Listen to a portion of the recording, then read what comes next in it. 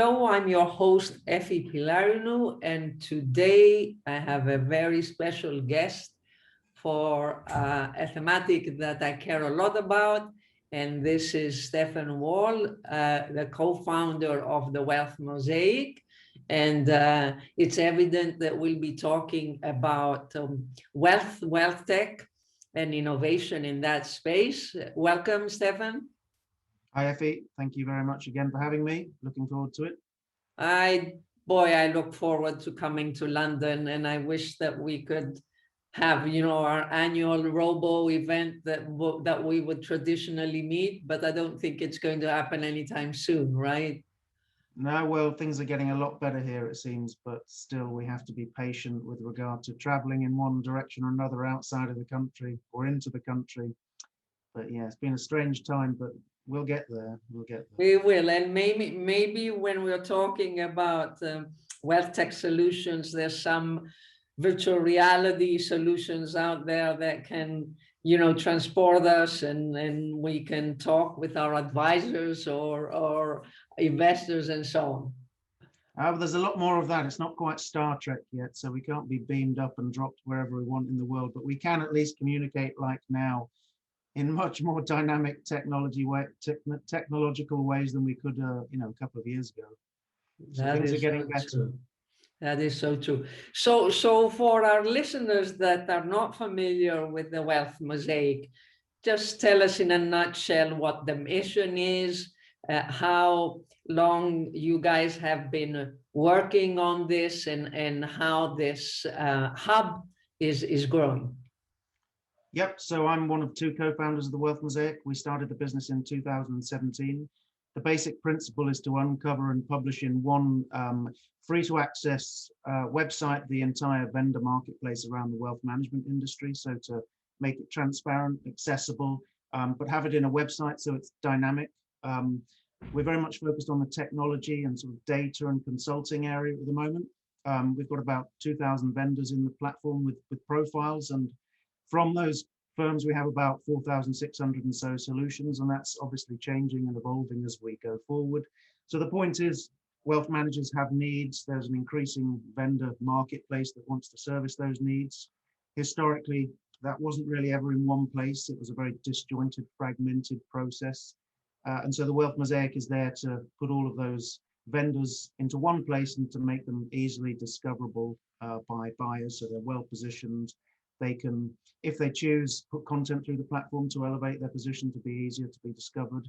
So we are wealth management focused, research led, and directory first. And those three principles kind of form what we're trying to do at the Wealth Mosaic. So it's a directory led knowledge resource for the industry. And it is global, right, Stefan? Yeah, I mean, with global in inverted commas, so it's heavily English language led. We don't go big yet in markets like China. We will, we're a team of about 6 or 7 people, so we will get to places like China, and we will get deeper into certain geographies we're not yet big in or well covered. So we're very big in and well covered in places like the US, UK, Switzerland, Singapore, Hong Kong, Australia, markets like that. So it's international in inverted commas. So yeah, those 2,000 vendors come from all over the world, but with certain focus countries being dominant, such as the US, such as the UK, such as Switzerland. Great. And, as you and I know, part of what you're doing while building this open source database and the Knowledge Hub is that you've started producing specific reports. Some of them are thematic reports, always, of course, around the wealth tech area, and some of them are landscape reports. Together, we have collaborated and launched the thematic report around blockchain's impact on asset and wealth management. But today, I've invited you to talk about the big report that you've just put out, which is the US Wealth Landscape Reports. So tell us what it is. It's a huge report, I understand, with close to 1,000 providers, but Tell us at a high level what's in this report. Yep. So the US Wealth Technology Landscape Report, to give it its full title, is part of a series that we call the Wealth Technology Landscape Report series.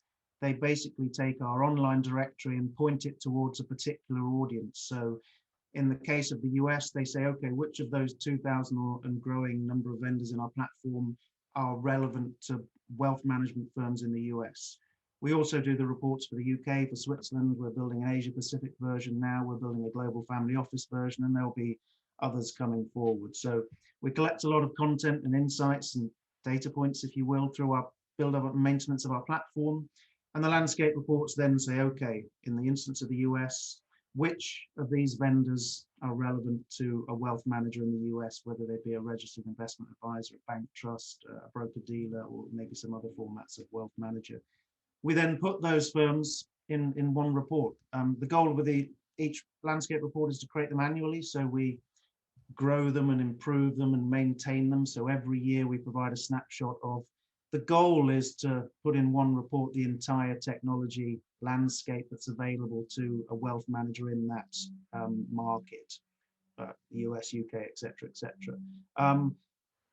Produced annually, driven off the back of the growth and the maintenance of our website, put out into the market with a categorized directory of who those vendors are. So a wealth manager has free access to, let's say, all the CRM tools, all the portfolio management tools, all the trading tools, whatever we know of in that report.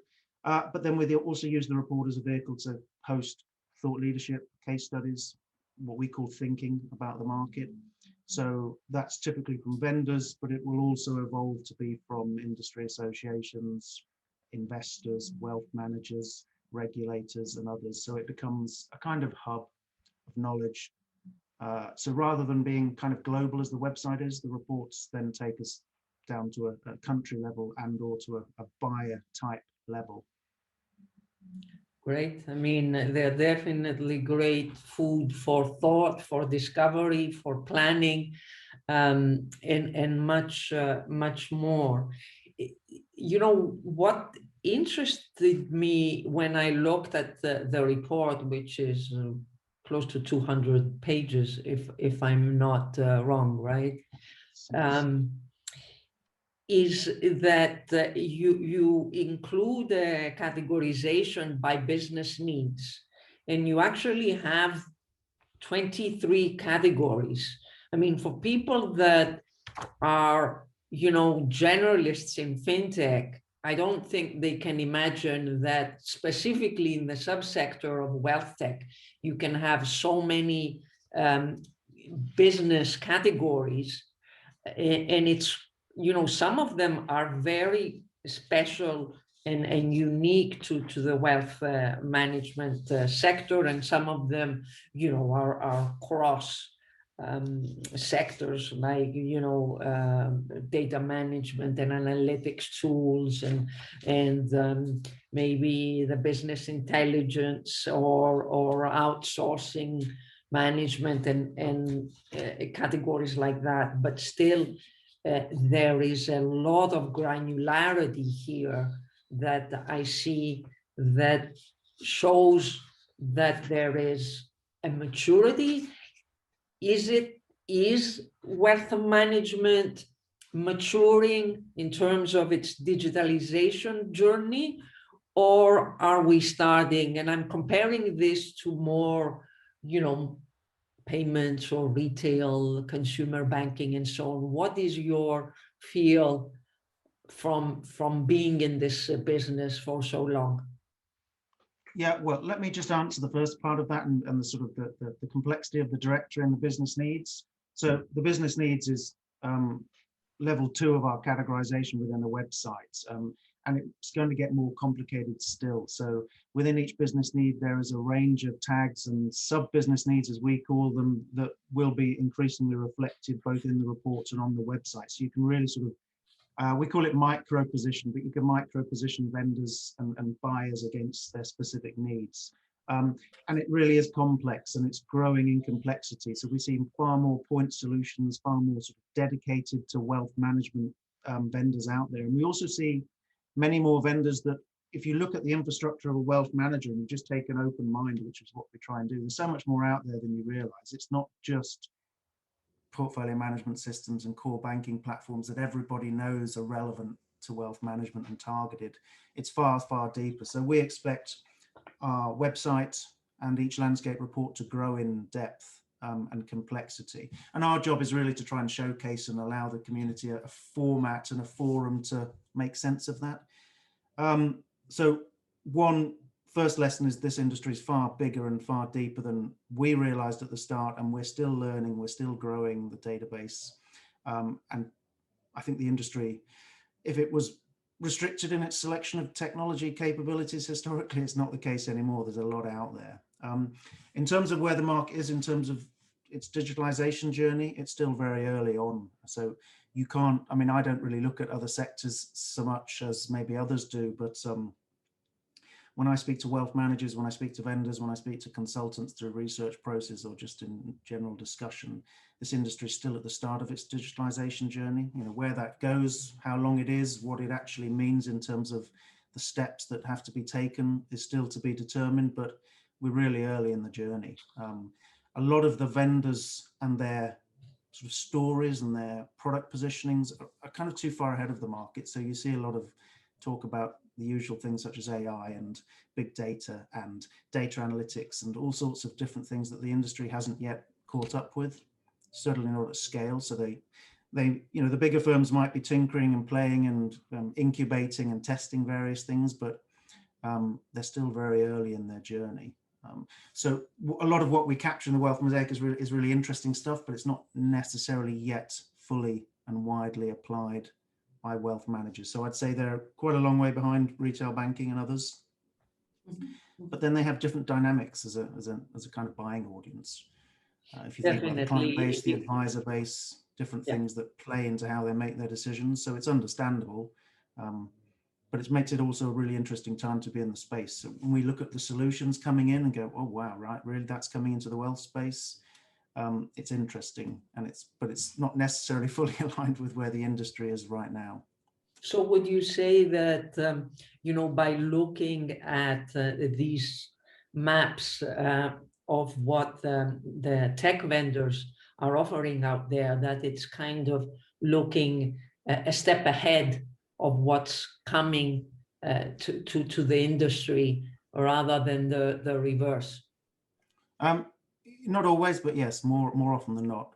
I mean, I think, you know, they look at themes, you know, we always think with consultants and vendors, it's their job to educate the market and inform the market and help take the market forward.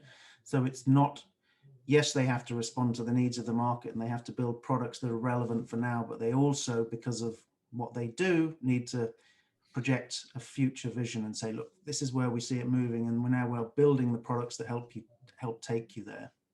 Sure, sure.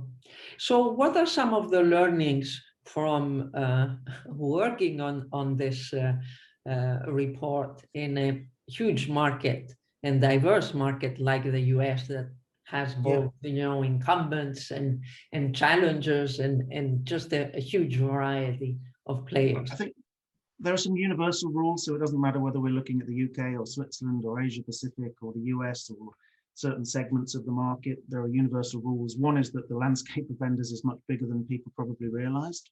There's a lot of stuff out there. When you really start looking at it, as we try to do, there's a lot more out there than I think anyone knows in the market. And that's one of the principles why we set up the Wealth Mosaic, because we thought that was true and we increasingly discover it's true.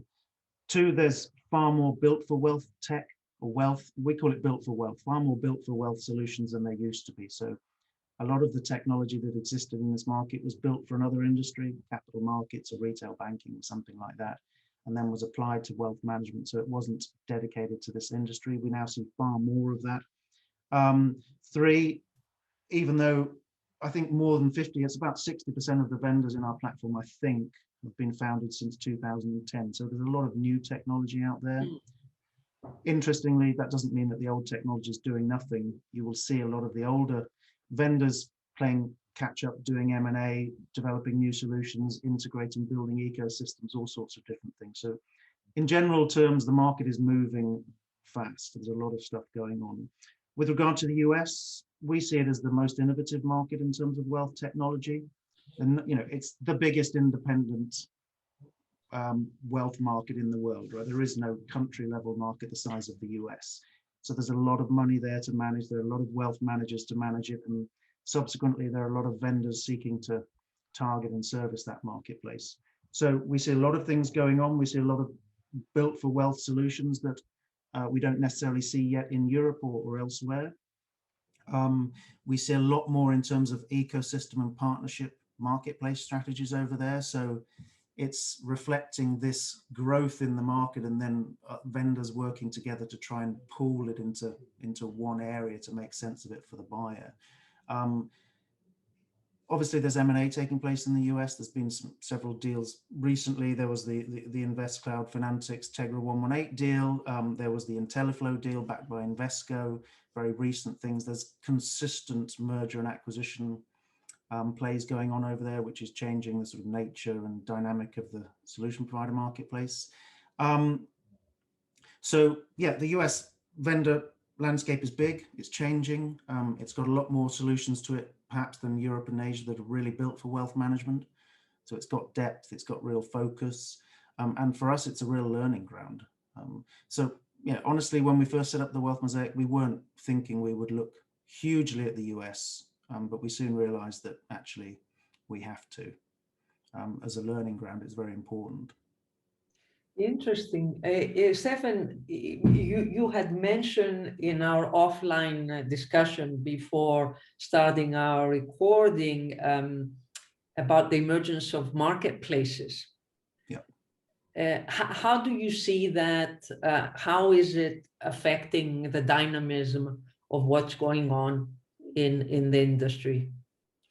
I think it's critical. I mean, so one, you see the bigger players setting up marketplaces, and it's obviously about maintaining relevance and doing things that they otherwise might not be able to do or be seen to be good at by their buying community. It's obviously about bringing to their buying community things that they didn't do before, but that other specialists can do. So I think it's going to continue moving forward. We see marketplaces and sort of partnership strategies and ecosystems as much more advanced in the US, but it's now happening in Europe. It's now happening in Asia and elsewhere. So it will be a dominant part of the marketplace moving forward. Again, the Finantics InvestCloud Tegra 118 deal is representative of that with a financial supermarket concept. We see it with the likes of IntelliFlow and Avaloq and Temenos and Salesforce and all these other players. They have these marketplaces.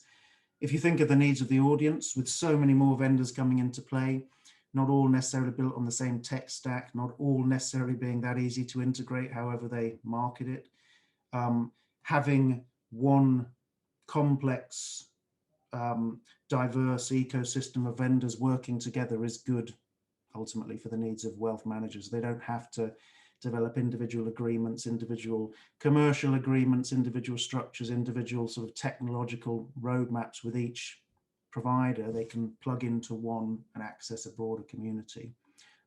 So we think it's good in terms of innovation for the market. It will allow more point solutions to come in and then plug into an existing infrastructure rather than be challenged by having to make so many individual sales to sustain and develop their business.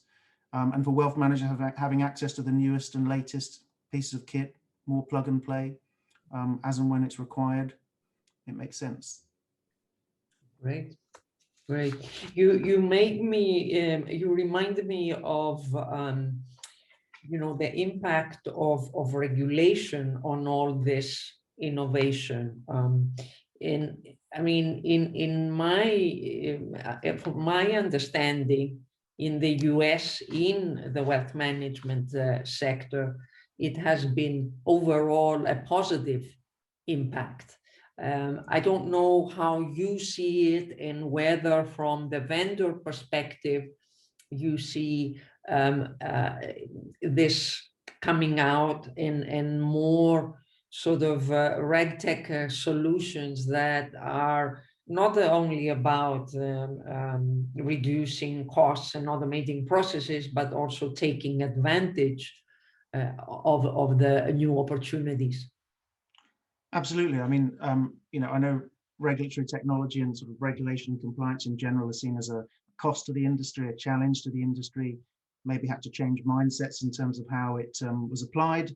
And yes, there's been this, as many people have said, this tsunami of regulation, particularly if you look internationally, just rules changing consistently. The only way you can tackle that, in my opinion, is through technology, with the scale, with the risk, with the needs of clients, with all of these different elements influencing the sector and how wealth managers operate. You cannot, in my opinion, function and be modern and relevant to clients if you don't employ technology and specifically regulatory technology. I think one interesting area, and this is maybe not so much for the US, but more broadly, a Swiss story, for instance, and is cross-border regulation. So some of the tools that exist, and there are a couple of well-known Swiss tools that exist around this, they really amplify the skills of the market. If you put it back to a manual relationship manager-based process, looking through logbooks and things, dealing with cross-border regulation and what you can and can't do with clients, when you layer on top different geographies, different products, different rulings, technology is the only thing that can allow the market to move forward efficiently. In the US, there's been, I'm not an expert by any means in this, but you've got Reg BI. And if you look at some of the things that they were doing a couple of years ago in the market, it was a real boon for sort of regulatory technology and the compliant wealth manager story. So a lot of things pushing for the sort of development of the registered investment advisor space. And a lot of the tools sat well with that. So I think, yes, historically it was seen as a negative. I think increasingly it's seen as a positive to be a kind of compliant, modern, forward-looking, kind of responsible wealth manager. RegTech plays a role in that, clearly. Great. Great. So is the landscape report a live report? So if there's companies that want to be listed that are not listed or want to be profiled in more detail, is that possible? How do these landscape reports live, sort of? Yep. Well, there's several elements of that. One is the landscape report at the moment is designed as a once per year release. So published, put out in the press, distributed as much as we can once a year, taking into account all of the things we've learned over the course of that year. So any new solution provider that crops up now that we discover or they discover us would be published on our platform, first of all. And I think, as you know, but as many others might not, there's free and there's paid for profiles on our site, so they can have different options. If we know they're relevant for the US, then we would tag them to be included in next year's report. What will increasingly happen is there will be a complete alignment between the reports and our website. So there'll be a sort of dynamic US only area within the site, whereas if you're relevant, you're going to be there. Free profile, paid for profile, whichever, you'll be tagged. So the report will increasingly be a living, breathing feature within the website. So that will be coming in I hope in the next few months. And so it'll be the same for the UK, for Switzerland and other geographies that we tackle through reports. There'll increasingly be a reflective area in the website that sort of mirrors that completely. It's not there yet, but it will come. Great. Great. So what should we be looking forward to in terms of the next reports, or in terms of themes that are relevant for the US market? Well, in terms of the report, there'll be more segmentation. So you mentioned the business needs. We'll get more detail on that. So a vendor can really much more closely position itself against specific tags and criteria. And obviously a buyer can increasingly discover solutions based on a more refined segmentation. I think coming next year, we'll have a bigger directory. So we had 900 plus firms in it this year. Next year, we'll likely have over 1,000. So if you look at things like blockchain, DLT, cryptocurrency, those vendors are increasingly known to us, and coming into the market, we'll have more of a view of who they are and what they do and where they're relevant. So undoubtedly, some of them will go into the US report. We will see undoubtedly more in terms of M&A, marketplace action. We will get more insight into some of the newer point solutions. I mean, the US has a consistent flow of new entities coming into the market that we try and discover, they'll go into the reports. And I think next year we'll look at doing more things around segmenting by buyer type. So, whether you're a registered investment advisor versus a broker dealer versus some kind of family office or something like that.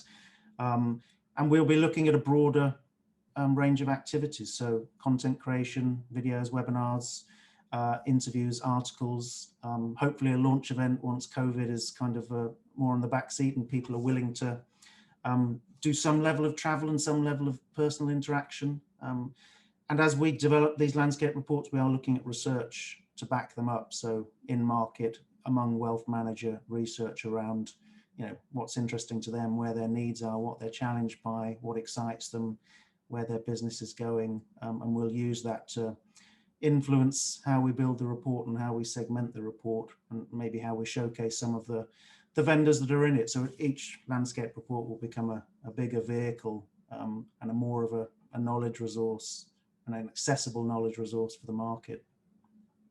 Yeah, I strongly believe that with the right technology tools to be able to do some thematic surveys amongst the vendors is really extremely valuable, because it's essentially crowdsourcing very pertinent information from those that are in the field. And that's a feedback loop that can be very valuable for everybody. Yeah, and well, that, right? We have plans, don't we? So whether it comes to blockchain or portfolio management or how to engage clients or cybersecurity, we now have this big database of vendors, and 95% of them are in our site published. Others are coming on board, and others will be discovered as we go. One of the main points of that is, a lot of them, you can get them to contribute their thinking. You can build up a resource that is, as you say, effectively crowdsourced intelligence. And you can then segment that by themes and by geographies and by buyer types and by other criteria. Yeah, and so at the end of the day, Stefan, it's all, as you've identified, it's all about business needs. It doesn't matter which technology is used behind to solve, the onboarding problem or the risk management problem or the data analytics issue. It can be blockchain, it can be AI, it can be whatever it is that solves or addresses the problem better than any other. So hopefully soon we'll stop talking about these technologies and they'll move from, emerging and cutting edge to more mainstream and of course more easily integrated, because as always, better, being in watching this vendor and covering the vendor business, and that is a big issue. A huge issue. I was speaking to one firm the other day who was very much in the marketplace, the sort of API world, and they said, well, we still know that nothing is plug and play. You can say it is as much as you want, but the market knows it isn't. Actually, there's a big story as well about vendor mis-selling in this industry. The industry's still got some weight to carry from the past of how it's basically thinks it's been missold from a technology vendor perspective, about capabilities, deliverables, efficiencies, return on investment. It's not been the smooth story that some of the marketing might say it is. But you're right, we see it from a business needs perspective first of all, and then all of the other things they're relevant, but they're behind the scenes. So whether it's RPA or intelligent automation or whatever terms that technologists use, what matters is what does the wealth manager or other buyer actually want to achieve through these technologies. Yeah, so I think, exactly there, it's important that also market participants can share experiences because as you said, what works and what doesn't work and what it takes is you only discover it when doing it. And that's true with everything, right? You might know something theoretically, but what happens in practice is where the learning really happens. Yeah, exactly. And our website, our whole business is designed as a bit of a forum for those kind of learnings, sharing who the vendors are, sharing what they do, having the taxonomy to categorize them, but then creating content, hosting content, and then creating reports and other platforms, events, research, whatever it happens to be. It's a knowledge exchange forum, isn't it? But, and it's important, because if you don't have those things, then the industry will continue to make mistakes, will continue to waste money on things that it maybe shouldn't have done. It will continue to not have the learnings that it should have. So we very much believe in sort of the collaborative approach to the development of this market. Stefan, before we close, of course, in the commentary, we will have the links to this report, but tell our listeners how they can be in touch with the Wealth Mosaic, maybe receive your weeklies. What are the main services and offers that you have, so people can keep up to date? Yep, so the website is www.thewealthmosaic.com. You can write to us either stephen@thewealthmosaic.com or office@thewealthmosaic.com. Very simple. In terms of our offerings to the market, so our website is a content vehicle. It's got all of the knowledge resources flow through it. It's all free to access. We have a 3 times weekly newsletter which summarizes all of the content that goes through the platform. We have videos hosted on Vimeo and YouTube. We have webinars hosted on Bright Talk. All our reports and everything will be coming out through our newsletters, through our LinkedIn channels and other things. In terms of what we do, there's obviously 2 sides to the marketplace. For wealth managers, it's a free to access knowledge resource. They can come to us and ask us questions directly. We do projects for wealth managers to help them understand certain themes in the market. For vendors or solution providers, as we call them, we kind of do 5 things. One is we have the website profiles, business and solution profiles. They can be free or paid for. Paid for obviously just are enhanced. They have more content, more insights, more means of engagement. We create content for firms, so we do videos, we do webinars, we do articles, we do thought leadership, we do white papers, and we can do some other things as well, fact sheets and different things. We have the reports. As you mentioned at the beginning, we have the landscape reports. They are growing in range. They will start to move into areas such as business need categories as blockchain, as you know. We have thematic reports. At the moment, we have one coming up on RegTech for wealth managers. We have another one coming up on ESG in the wealth space. And they will crowd source views from vendors and consultants and others. We do events. So in the UK, we do an event partnership with a firm called Owen James called WealthTech Matters. Triannually, client, advisor, business are the 3 themes. Those are run in the UK, and we'll probably run them internationally as and when we can, given the backdrop that we all face at the moment. And we do research. So we are doing research for a couple of firms at the moment on sort of cross-border entry. How can they move from one country to another with their proposition and service to the wealth space? We have another one looking at intelligent automation, digital workforce. So we're speaking to wealth managers about that topic and what they're doing, where their challenges are, what moves they've made, what benefits they've achieved. So we're kind of a marketing resource for vendors on that side, and a knowledge information resource for wealth managers on the other side. Excellent, Stefan. And it's clear that you're taking a very, what I would call an ecosystem approach, both, by having this open source database and then collaborating and building partnerships with all the constituents and building services on top of that. That is a great approach. Trying to, right? We can't do it all on our own.